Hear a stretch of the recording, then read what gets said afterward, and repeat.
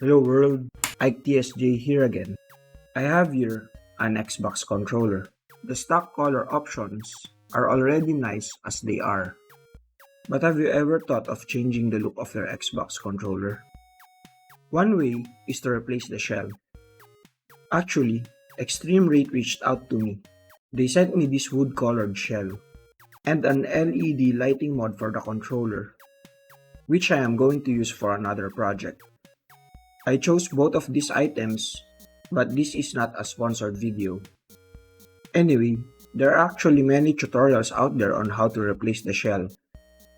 I think the process of changing it is straightforward, but this will void your warranty, so keep that in mind. That's it for this video. Subscribe. Thanks for watching. Till next time.